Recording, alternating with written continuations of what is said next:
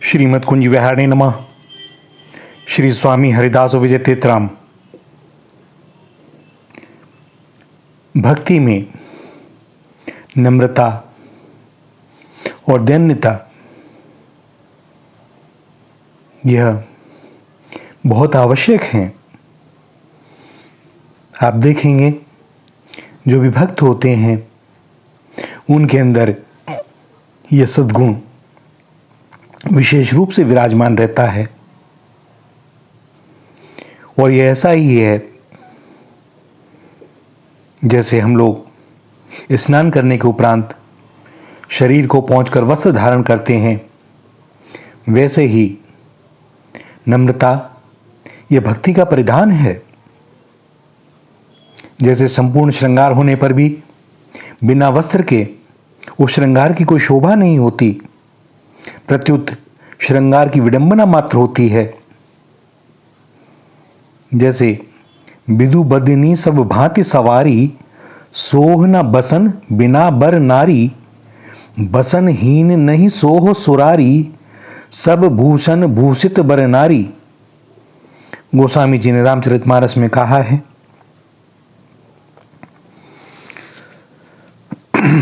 जैसे शरद चंद्रमुखी कमल नयनी उत्तम भूषणों से युक्त सुंदर स्त्री भी बिना वस्त्र के सुशोभित नहीं होती, वैसी ही हरि नामहीन सुंदर वाणी भी सुशोभित नहीं होती। और इसी प्रकार नम्रता बिना भक्ति यह भी सर्वथा अशोभित ही है। जिस प्रकार वस्त्र विहीन किसी स्त्री को देखना कल्याणकर होता है, न नग्नाम स्त्री मीक्षते पुरुषो वा कदाचन, ऐसा धर्म ग्रंथ बोलते हैं कि नग्न स्त्री को पुरुष कदापि ना देखे, इससे पाप लगता है। इस बारे में एक छोटा सा उदाहरण है कि श्री हनुमान जी के अतुलनीय पराक्रम का परिचय जानते हुए भी उन्हें बंधन में पड़ा देखकर हैरान रावण ने उनसे पूछा, और इसका उल्लेख गोस्वामी जी रामचंद्रिका में करते हैं। रामचंद्र चंद्रिका, क्षमा कीजिएगा।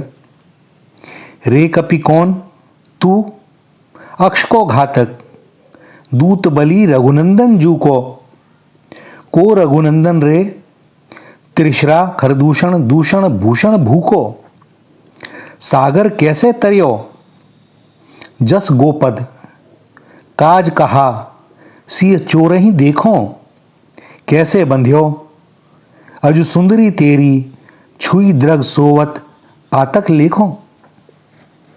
रावण पूछता है, अरे कपि तू कौन है? वे कहते हैं, मैं अक्ष कुमार का मारने वाला और रघुनंदन का दूत हूं। कौन रघुनंदन? बोले, जिन्होंने त्रिशरा खरदूषण का वध किया और जो संसार के भूषण हैं। सागर कैसे तरियो? बोले, जैसे ही। बोले, किस काम से आए?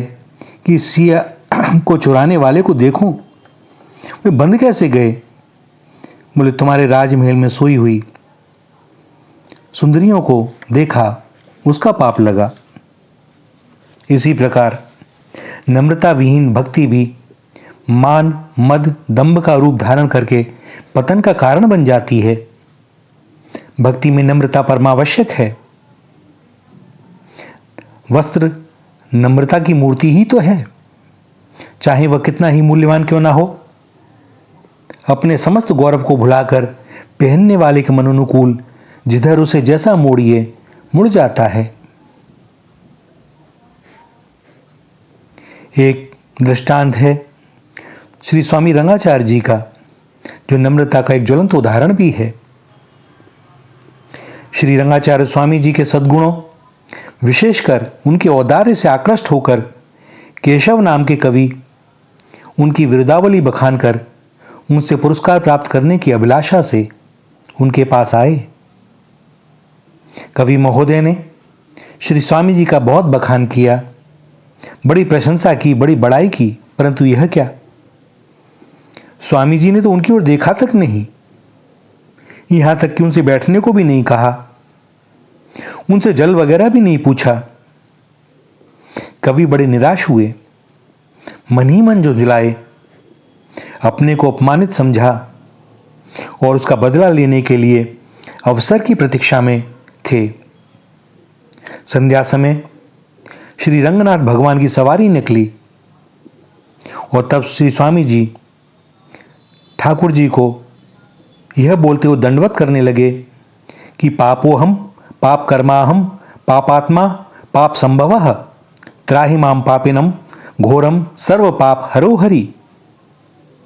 उसी समय केशव कवि ने भी खिसियाकर श्री ठाकुर जी के सामने कहा, हे प्रभो, ये जैसा कहते हैं वैसे ही हैं भी। और यह बात सुनते ही स्वामी रंगाचार्य जी ने उठकर केशव जी को हृदय से लगा लिया, अपने गले का पहना हुआ स्वर्णहार उनको पहना दिया और ठाकुर जी से बोले, प्रभो, हम जो कुछ कह रहे हैं वह सत्य कह रहे हैं और इसके साक्षी यह केशव कवि हैं। अब तो आपको मानना पड़ेगा। केशव कवि दंग रह गए। कैसी अद्भुत विनम्रता! बड़े प्रभावित हुए, श्री स्वामी रंगाचार्य जी के चरणों में गिर गए। भैया, जो भक्त होता है ना, यह उसका आभूषण है। नम्रता भक्ति का परिधान है। जैसे चैतन्य महाप्रभु अपना जब परिचय देते हैं तो क्या कहते हैं, न मैं ब्राह्मण हूं, न क्षत्रिय हूं, न वैश्य हूं, न शूद्र, न ब्रह्मचारी हूं, न गृहस्थी हूं, न वानप्रस्थी हूं, न सन्यासी ही, किंतु नखिल परमानंद परिपूर्ण अमृत सागर स्वरूप गोपीपति श्री कृष्ण के चरण कमलों के दासों न दासों का भी एक छोटा सा दास हूं। कहते हैं ना, नम्र भय सद्गुण टिकत ऊंचे ते गिरिजात, पर्वत पर जल नहीं रहत सिंधु माही ठहरात। नम्र भय होत नहीं ऊंचे उठे विनाश, आंधी में तृण बच रहे बड़े वृक्ष को नाश।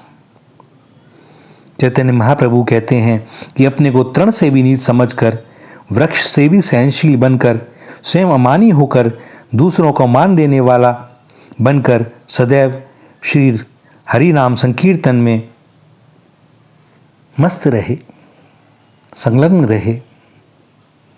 तो भैया,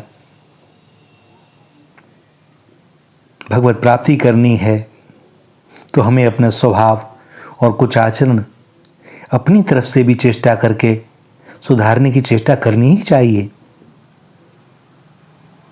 और जितनी हो सके वह करें, और जो ना हो सके उसके लिए श्री युगल चरण से हृदय से प्रार्थना करें। बाकी का काम उनका। उन्हें लगे तो सही कि हम अपने स्वभाव में बदलाव चाहते हैं, बाकी वो कर देंगे। वे बड़े कृपालु हैं, दयालु हैं। श्री राधा श्री राधा श्री राधा।